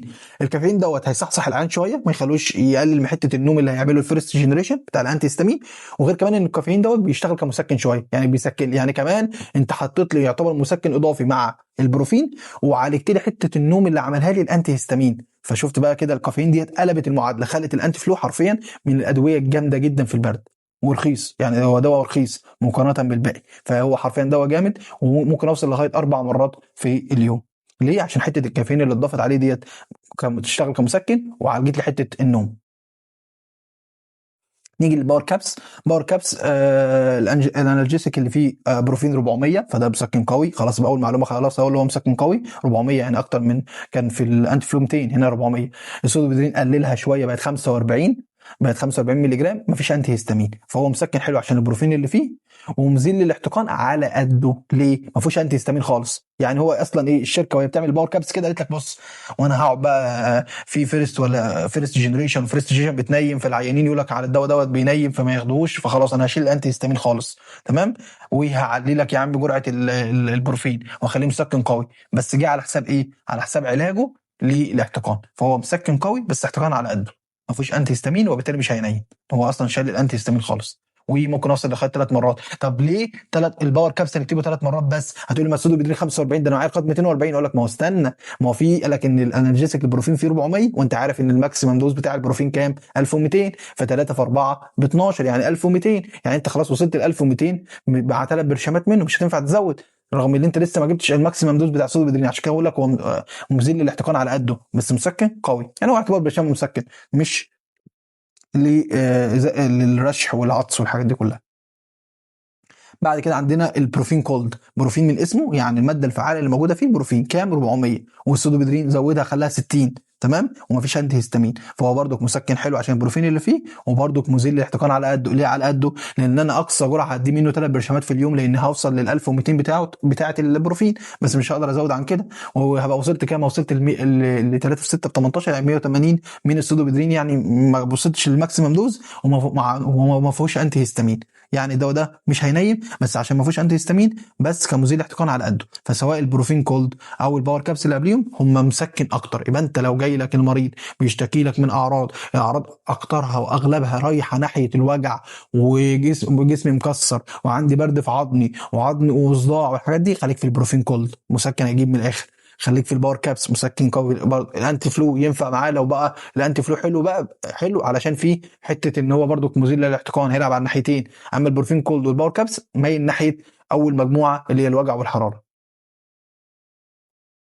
تيجي بعد كده الترايمت فلو. ترايمت فلو برضو ده فيه انالجيسيك باراستامول 500، في سودوبيدرين 120 مللي جرام، عفوا سودوبيدرين في 120 مللي جرام، وباراستامول 500، وانتستامين في سكند جينيريشن لوراتيدين كام 5 مللي جرام. انا قلت لك ان اللوراتيدين موجود في السوق 5 مللي جرام، والماكسيمم دوز كان كام 10. يعني خلاص، من المعلومه دي اول ما شفت الاسم ده مكتوب على العلبه انت عارف ان انت البرشامه دي مش هينفع يتاخد اكتر من مرتين في اليوم. ليه؟ لان انت هتجيب الماكسيمم دوز بتاع اللوراتيدين اللي هم كام 10، فانت خلاص بقى الدواء ده مش هيتاخد الا مرتين بس في اليوم. طب لما الدواء ده يتاخد مرتين في اليوم، يعني قد ايه من الباراستامول؟ يعني 1000. يعني انت اديته برشام باراستامول 1000 برشام واحده، فده مسكن تعبان حرفيا. يعني هو اللي انت ولا مستخدم باراستامول، مش مستخدم بروفين، وجرعه قليله، انت اقصى حاجه هتديه برشامتين بس في اليوم، هتبقى وصلت معاه 1000 مللي جرام من الباراستامول اللي هو المسكن الضعيف. وبالتالي مسكن تعبان خالص. ما تديش ترايمت فلو ده خالص لعيان جاي لك شكوته من جسم مكسر وهمدان وفتيج والحاجات دي كلها، مش هجيب معاه اي حاجه. بس ايه الحلاوه بتاعته بقى؟ ايه حل لي مشكله ايه؟ ان هو مش هينيم، لان في سكند جنريشن، وحلو للاحتقان. ليه؟ لان انت هتوصل لما تديه مرتين في اليوم هتوصل لل 240 من السودوبيدرين، فانت جبت اخره في وبرده لما تديه مرتين من الانتي هيستامين فانت وصلت للاخر من انتي هيستامين، فانت كده خلاص حرفيا عالجت الاحتقان والرشح. فده عكس مين؟ البروفين كولد والباور كابس اللي هم كانوا مايلين ناحيه اول مجموعه اللي هم الوجع والحراره. الترايمت فلو بقى مايل اكتر ناحيه مجموعه الرشح والاحتقان. تمام.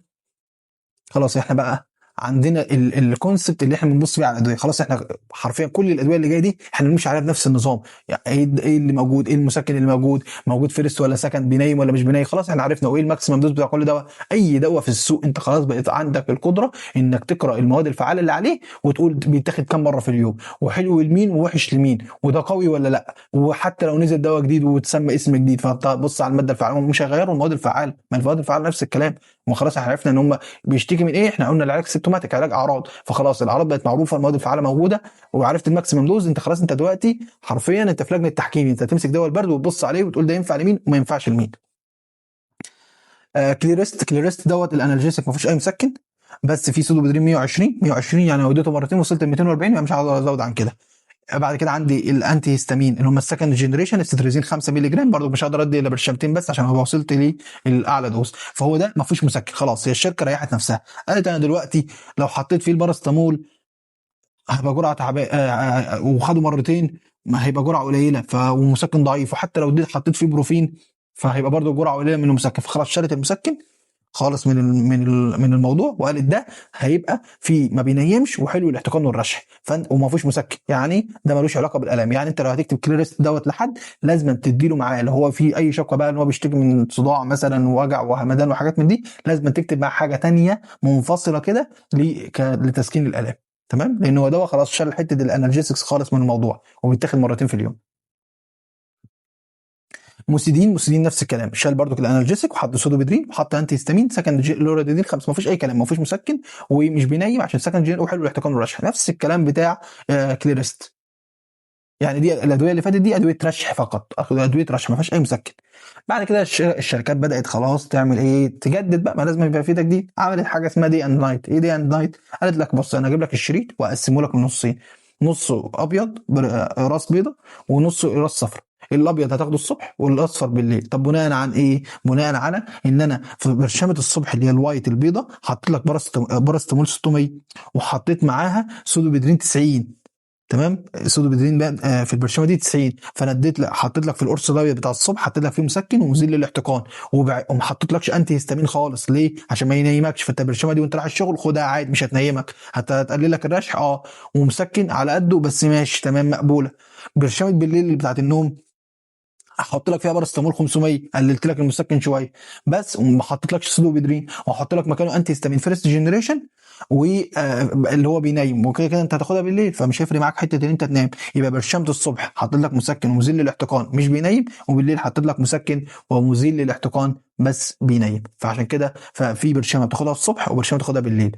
اقصى جرعه تاخدها سواء من البرشامه بتاعت الصبح تاخدها مرتين الصبح، وبتاعت بالليل تاخدها مرتين بالليل. اقصى حاجه. ليه اقصى حاجه؟ لان انت 90 و90 180 مش هتقدر تزود. لو اديت برشامه ثالثه يبقى انت كده عديت في السودوبيدرين، دي برشامه الصبح. وبالليل انت عندك من الماده الفعاله 25 من الدايفينايل هيدرامين، برضو هتبقى انت عديت الماكسيمم دوز لو اديت اكتر من برشامتين. فده اقصى حاجه، برشامتين من ده الصبح وبرشامتين من ده بالليل، ده اقصى حاجه من الدي اند نايت. نيجي للباور كولد اند فلو. الباور كولد اند فلو دوت انالجيسيك باراستامول 500 سودوبيدرين 30 جرعه قليله، انتي هيستامين فيرست جنريشن بينيم بس كافيين، في كافيين هتعالج لك حته النوم دي شويه تمام عشان الكافيين اللي فيه، بس مشكلته انت مقلل لي تركيزات المواد الفعاله زي سودوبيدرين 30. فانت عشان اوصل بقى معاه لجرعه حلوه منه هضطر ادي المريض ده اقول له 3 مرات في اليوم، 3 مرات وتاخد برشامتين مع بعض. ليه؟ لان انت لو كده هتاخده 6 مرات، 6 في 3 ب 18 هتاخد 180. يعني انت رغم اديت المريض 6 برشامات من البرشام ده انت ما وصلتش معاه لاقصى جرعه من السودوبيدرين، تبقى وصلت معاه ل 3000 مللي جرام من الباراستامول مسكن ضعيف كده كده تمام. فعيبه ايه؟ عيبه ان العلبه هتخلص بسرعه. يعني العلبه موجود فيها مكتوب عليها ان فيها 20 تابلت، فيها 20 برشامه، فانت 6 برشامات في اليوم، يعني حرفيا 3 مرات 3 ايام هيكون خلص، يومين هيكون خلص. فده مشكلته. رغم ان هو ممكن يكون مش بينيم، هتوصل لو خدوا 2 في 3 دوت، ولو سبت معاه الجرعه دي خد مسكن كتير، بس مشكلته ان العلبه هتخلص، يعني العلبه هتخلص. فالمريض ده انت عشان يتقال عليك دكتور شاطر في اي مرض انت عاوز تعالج المريض بجرعه قليله ما توصلش معاه للماكسيمم دوز. يعني انا دلوقتي عمال اقول لك مثلا 2 في 3 دي الماكسيمم دوز، دي اخر حاجه، دي القفله تمام. انت مش لازم توصل معاه 2 في 3، انت هتمشيه عادي على 1 في 3. بس انت قلت له ايه؟ لا حسيت ان اعراضه شديده شويه وخلاص انت هتكتب له الباور كولد اند فلو، فانت خلاص اعراضه شديده، انت بتقيم اعراضه شديده شويه، لا ابدا معاه باخر حاجه، ابدا معاه ب2 في 3، يعني ايه؟ برشامتين 3 مرات في اليوم. اما لو اعراضه نص نص وخلاص وهيجيب الباور كولد اند فلو يبقى يا عم 3 مرات في اليوم بس، مش لازم ياخد برشامتين مع بعض. يعني انت عشان يتقال عليك دكتور شاطر لازم باقل جرعه واقل سايد افكت، ما توصلش سايد افكت في اي دواء، واقل جرعه تكتبها. وكمان طبعا الدواء يكون سعره يناسب المريض، ده حاجه اساسيه طبعا. فانت لما تكتب له دواء زي ده يخلص العلبه في يومين فهيضطر يجيب علبه تانية، فانت كده بتكلفه فيطلع عليك سمعه يعني ان انت دكتور بتكتب ادويه غاليه. نيجي للكومتريكس. طبعا كومتريكس من الادويه المشهوره جدا، بس حرفيا انت دلوقتي هتقيم، يعني عايزك انت دلوقتي يعني ادي نفسك كده كام ثانيه قيم لي انت الكومتريكس. لما يعني انا اديك دلوقتي كده ايه 10 ثواني كده قيم انت الكومتريكس اللي هو مشهور في السوق. بص لما جيت تقيمه هنقيمه ازاي؟ تعال نقيمه مع بعض. انالجيسيك باراستامول 500 سودوبيدرين 30 انتي هيستامين فيرست جنريشن بتنيم يعني وما حطش كافيين. يعني انت اولا كده الكومتريكس ده دواء بينيم، ماشي، دي حاجه. تاني حاجه عشان موجود فيه فيرست جنريشن. تاني حاجه ده سودوبيدرين 30، يعني عشان اوصل معاه لجرعه محترمه 4 مرات في اليوم برشامتين، يعني هتاخد 8 برشامات في اليوم. 8 برشامات في اليوم عشان اوصل لكام؟ 8 في 3 بكام؟ ب 240. عشان توصل لاعلى جرعه من السودوبيدرين تدي العيان 8 برشامات في اليوم. العلبه هتخلص، ده مش هتخلص، هي في يوم ونص حرفيا، مش هيكمل اليوم ونص. فالكومتريكس ده دواء مش يعني مش قوي، لان اولا باراستامول مسكن ضعيف، وهتضطر تدي جرعه كبيره جدا عشان حرفيا توصل لاعلى دوز او اعلى جرعه من السودوبيدرين لو انت بتعالج رشح وعطس والحاجات دي كلها. وكمان الدواء بينيم. فالكومتريكس رغم ان هو واخد شهره ان هو دواء مش قد كده يعني. نيجي ل 1 2 3. 1 2 3 برضه من الادويه المشهوره جدا في السوق، يلا نقيمه نفس الكلام 530 وفيرست جنريشن نفس الكلام. برضه ممكن اوصل لغايه كام؟ 2 في 4 8 برشامات في اليوم. طب ماشي، ايه العيب اللي هو بيخلص بسرعه؟ طب انت ليه كاتبه؟ خلاص ما انت خلاص ما كنت تحطه مع اللي قبله. حط 1 2 3 دوت مع الدواء اللي هو الكومتريكس اللي قبله. حطه علشان 1 2 3 في منه شراب للاطفال، ده في منه دواء شرب وبالتالي انت لو عاوز تكتب دواء برد لطفل اكتر من 6 سنين، احنا قلنا بقى اكتر من 6 سنين، سودوبيدرين ديت ما ينفعش تحت 6 سنين، فوق 6 سنين. فبالتالي لو انت عاوز تكتب لحد طفل فوق 6 سنين قاعد في مدرسه مثلا في ثانيه ابتدائي ثالثه ابتدائي عنده 8 10 سنين، الحاجات دي كلها ممكن تكتب له 1 2 3 شراب، دواء شرب. تمام، يبقى حطوا ليه معانا في المجموعه علشان في منه دواء شرب. نيجي بعد كده البنادول، يا الله البنادول ده من اشهر الادويه اللي موجوده يعني حرفيا. البنادول برضو عملوا ايه، حطوا قال لك في بنادول الاصفر وفي بنادول العادي اللي هو لونه اخضر. الاصفر ده بنادول دي، ليه اصفر؟ يعني لون الشمس، يعني ده بيتاخد الصبح. ليه؟ حط لك فيه باراستامول 500، حطوا فيه سودوبيدرين 30، ما حطوش انتي هيستامين، حطوا فيه كافيين. تمام، يعني بنادول الاصفر ده مش هينيم عشان ما فيهوش انتي هيستامين وبيتاخد الصبح عادي. جرعه كام؟ 30، يعني انا ممكن اوصل لغايه 8 برشامات في اليوم منه. مسكن مش قد كده، وعشان اوصل لاعلى جرعه من السودوبيدرين هضطر ادي 8 برشامات في اليوم، ودي حاجه كتيره جدا يعني.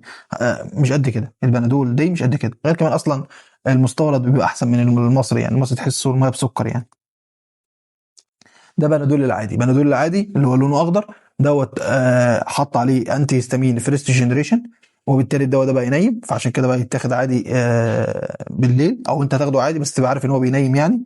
مشكلته برضك عشان توصل لجرعه عاليه منه للسودوبيدرين اللي هو 30 مللي جرام هتضطر ممكن توصل ل 8 برشامات عشان توصل لجرعه، عشان تجيب الماكسيمم دوز بتاعه السودوبيدرين، وبالتالي البنادول مش قد كده يعني. سواء كان البنادول الاصفر او البنادول العادي هتضطر، لان المسكن ضعيف، وهتضطر تدي منه كميات كبيره فالعلبه هتخلص بسرعه علشان توصل لاعلى جرعه. نيجي عندنا بقى كده النوفلو، نوفلو انالجيسك برضو، باراستامول 400، سودوبيدرين 60، انتي هيستامين فيرست جنريشن، ده عادي عادي 4 مرات في اليوم، عشان 60 4 في 6 يبقى 240، وبالتالي مش هينفع تديه اكتر من كده. الدواء بينيم، في منه دواء النوفلو، في منه دواء شرب. تمام، وفي منه دي اند نايت، يعني هو الدواء ده نحطه برضه عشان تعرف ان منه النوفلو ده في منه دواء شرب، وفي منه الشركه ذات نفسها عملت في منه برشامه تتاخد الصبح وبرشامه تتاخد بالليل. اكيد الدواء بتاع الصبح هيشيلوا منه مين؟ الانتي هيستامين عشان ما ينيمش، وبتاع بالليل هيحطوه على الانتي هيستامين. خلاص انت عرفت الفكره خلاص. نيجي الدواء اللي بعده اللي هو الارسيت كولد، دوت برضو الانالجيسك اللي باراستامول 400، سودوبيدرين 30، انتي هيستامين سكند جنريشن، سيتريزين 5 مللي جرام. يعني الدواء ده ما بينيمش. تمام، واقصى حاجه هدي منه برشامتين في اليوم. متخيل ان انت واحد جاي لك هتديله من الباراستامول 800 مللي جرام، اقل من 1 جرام، وبالتالي مسكن ضعيف جدا جدا جدا، وهتديله 60 مللي جرام من السودوبيدرين، يعني كمان اديله مزيل احتقان، تعبان جدا. في مقابل حاجه واحده بس، ان انت هتديله دواء ما بينيمش، هو دواء تعبان بس. ايه الميزه في الدواء اللي قدامك ده؟ ان هو مش هينيم، بس هي دي الميزه الوحيده اللي فيه. الارسيت برضه ده شالوا منه الانالجيسك، خلاص قال لك ما هو احنا عرفنا بقى من الدواء اللي قبله، الشركه قالت لك ما الدواء اللي قبله دوت في مسكن ضعيف، وحته ان هو سكند جنريشن مش بينيم، ما شفعتش لحته المسكن الضعيف جدا والمزيل الاحتقان الضعيف جدا. فعملوا ايه هنا؟ حطوا برضو الانتي هيستامين بس سكند جنريشن سيتريزين 10 مللي جرام، جاب الماكسيمم دوز من الانتي هيستامين، يعني حلو ينفع شويه للرشح والاحتقان، بس طبعا مش هتديه الا مره واحده، لان 10 مللي جرام خلاص انت جبت الماكسيمم دوز، يعني هتدي سودوبيدرين 30 مللي جرام، جرعه قليله جدا جدا جدا منه. فالدواء ده ما فيهوش مسكن، يعني هو خلاص هو اعلن ان هو ما فيهوش مسكن بس مزيل الاحتقان. جاب الماكسيمم دوز من الانتي هيستامين، يعني يعتبر يعني حلو شويه كمزيل للاحتقان او علاج المجموعه رقم 2.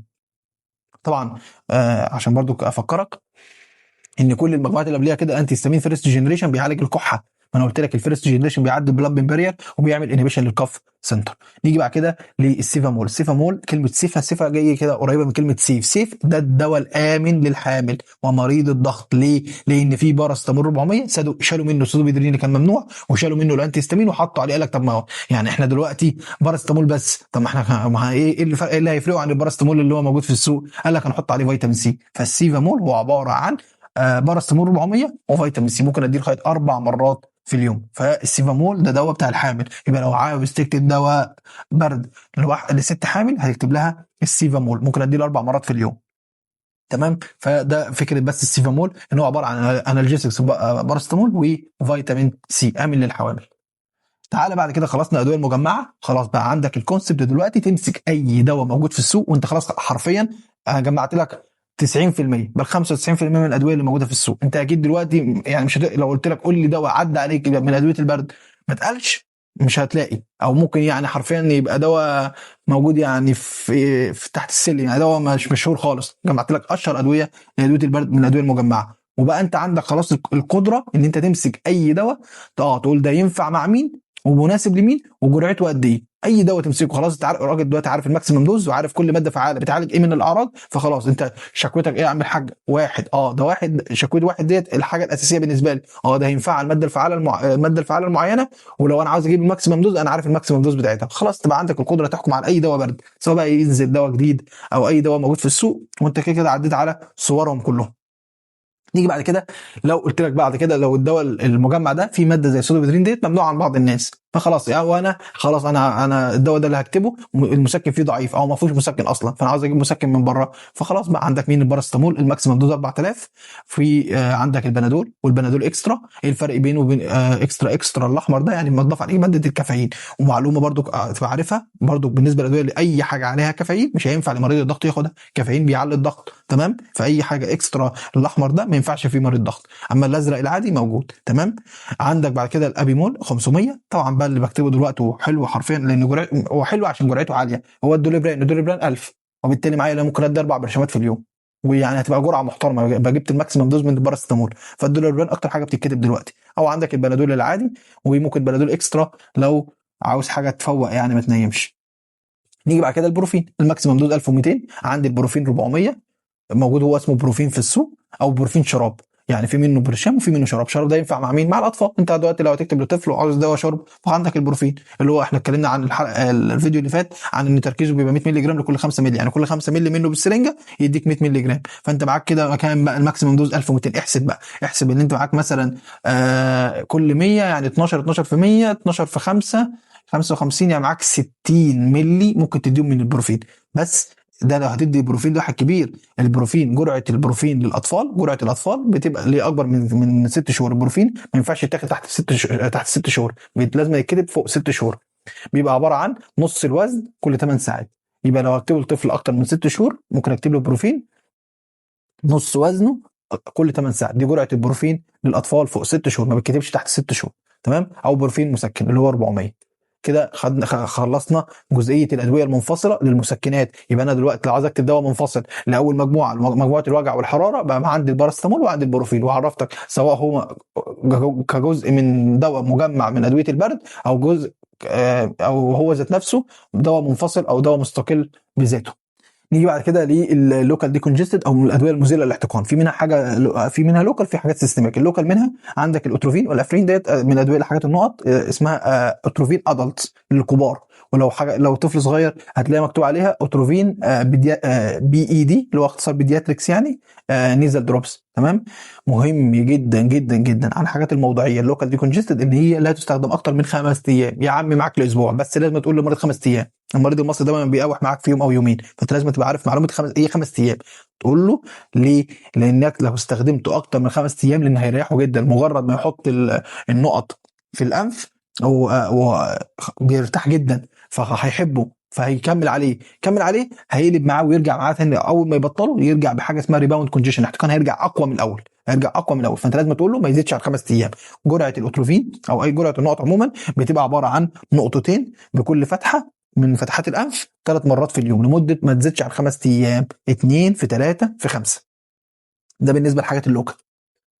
حاجات السيستميك منه عندك كلورينيز ده بيتكتب برضو كتير جدا لانه في سودوبيدرين 120، في انتي هيستامين من اللوراتيدين 5 مللي جرام، وبالتالي ده ما ينفعش يتاخد مرتين بس في اليوم عشان اللوراتيدين هتوصل برضو لل 10 والسودوبيدرين هتوصل 240، فهو دواء محترم جدا للرشح. لو انت عاوز تكتب دواء للرشح بس ما فيش معاه اي حاجه زي اللي احنا قلناه قبل كده من الادويه اللي ما عليهاش انالجيسكس، هي الكلورينيز، وبيكتب منتشر جدا الدواء ده مشهور جدا، لاني حرفيا انت لما تدي برشامتين انت عملت له ايه؟ جبت الفول دوز او الماكسيمم دوز من كل ماده فعاله، فيعالج الرشح جدا يعني، بس غالي تقريبا يعني.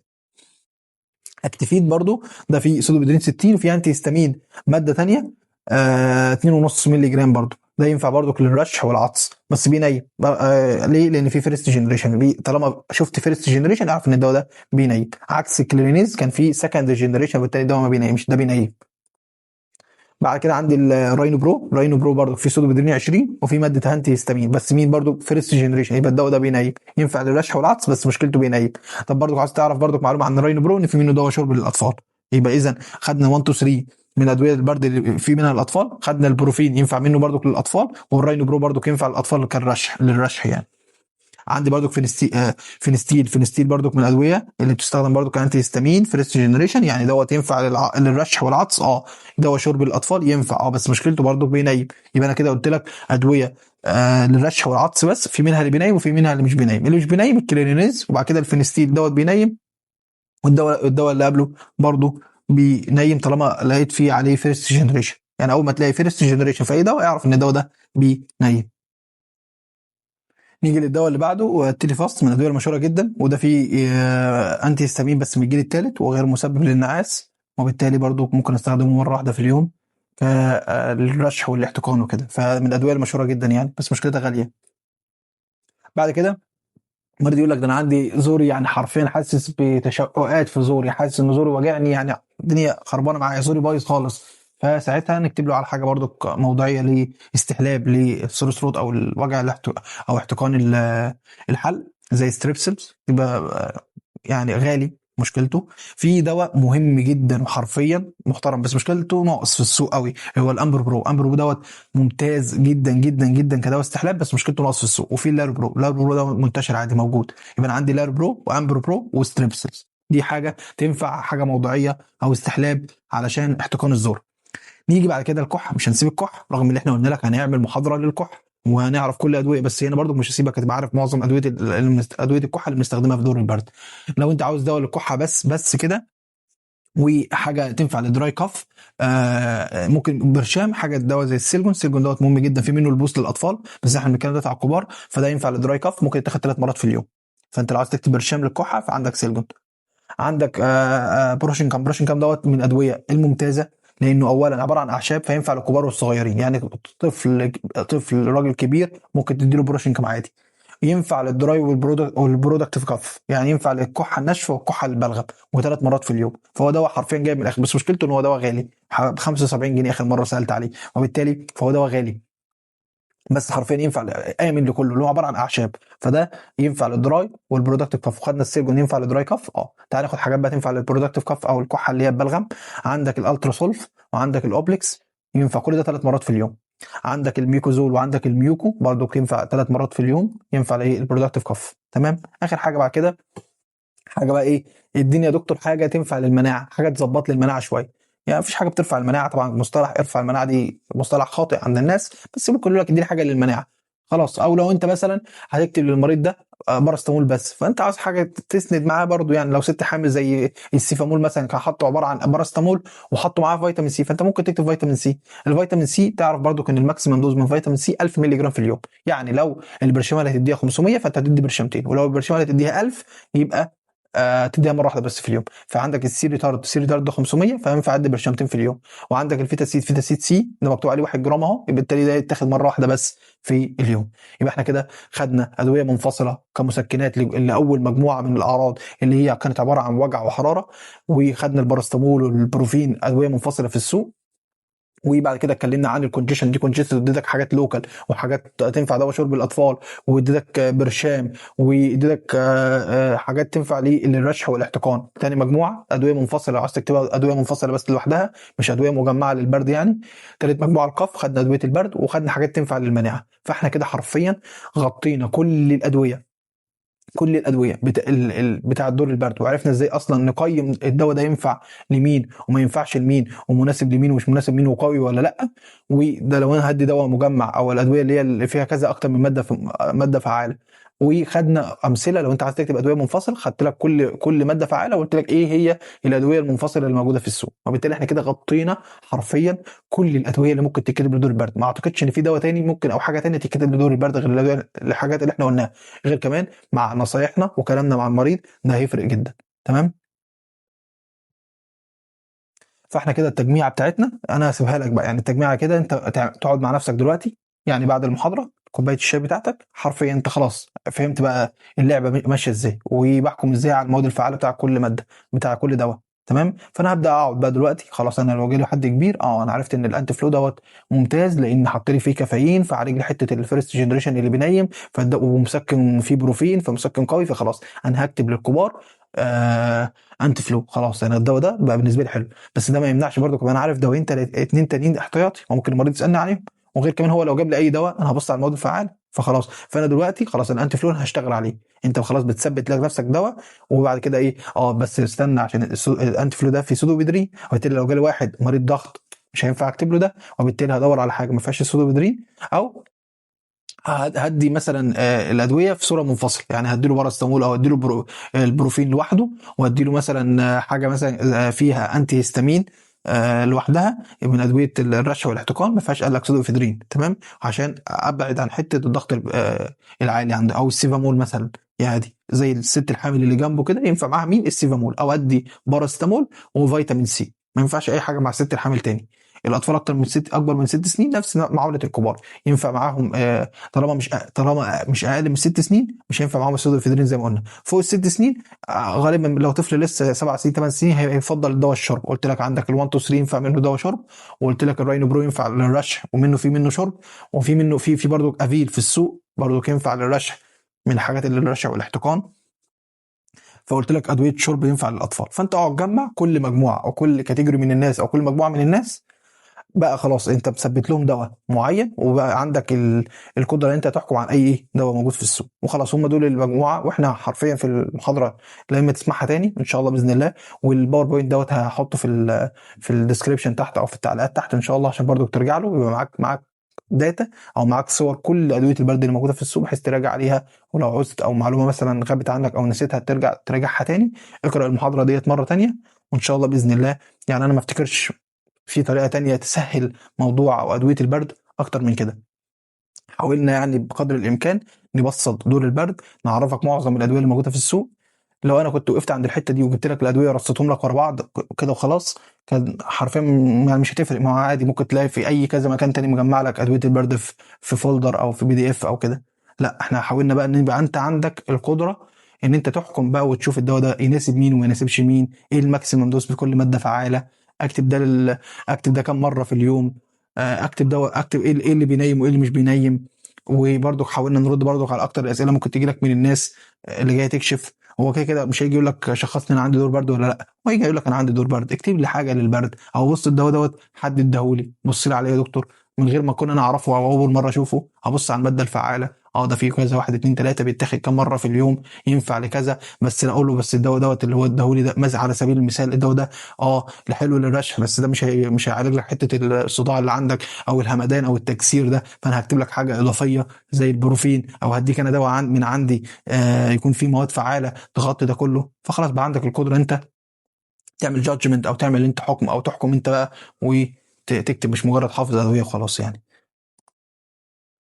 كده يبقى وصلنا لنهايه المحاضره رقم 2. اتمنى من الله يعني اني اكون قدرت ابسط الموضوع باكبر قدر ممكن، وربنا ينفع بيكم. وان شاء الله باذن الله باذن الله نشوفكم يعني دكاتره عظام يعني في مجالكم، كل واحد في تخصصه. هي فتره وهتعدي، فتره الامتياز وفتره التكليف، وكل فتره بيبقى لها متطلباتها. فيعني متطلبات الفتره دي ان انت تبقى ملم باشهر الحالات، وده اللي احنا ان شاء الله هنحاول نغطيه في كورس GP Zone ان شاء الله باذن الله. فاتمنى لكم التوفيق. السلام عليكم ورحمه الله وبركاته.